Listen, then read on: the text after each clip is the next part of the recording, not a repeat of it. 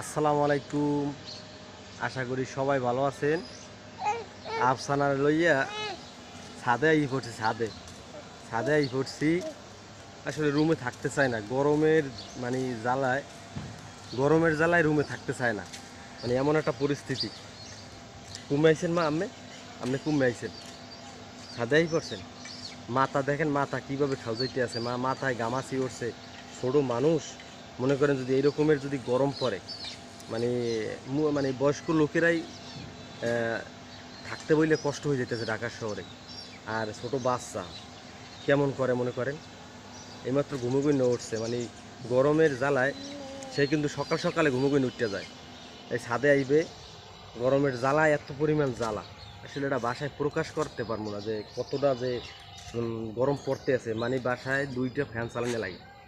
বাসায় দুইটা ফ্যান চালানো, একটা সিলিং ফ্যান চলতে থাকে, আর একটা কি ফ্যান থাকে, আর একটা মনে করেন ছোটো ফ্যান থাকে, ছোটো একটা ফ্যান থাকে।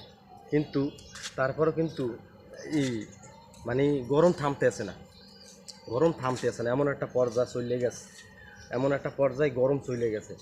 আর দেশের বাড়িতে হইলে মনে করেন, গ্রামের থাকলে মনে করেন একটু বাতাস পাওয়া যায়, একটু খালি গায়ে হাঁটা যায়, একটু মেয়েকে নিয়ে একটু ঘুরতে যাওয়া যায়, কিন্তু একটু একটু হইলেও বাতাস পাওয়া যায়।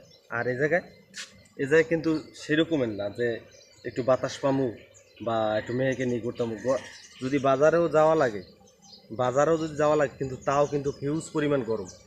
দেখেন গরমের জ্বালায় করতেছে কেমন। মাথায় আপনাদের যদি দেখাইতে পারতাম, মাথা হিউজ পরিমাণ মনে করেন, ওই দেখছেন লাল লাল চিনে, মানে গামাচি উঠতে গেছে। হ্যাঁ, মানে চুল গুড়ি করে দিছি, চুল মানে ছোটো করে দিছি মেয়েরে, যে গামাচিগুলো একটু মাথায় যে বাতাস লাগতে পারে।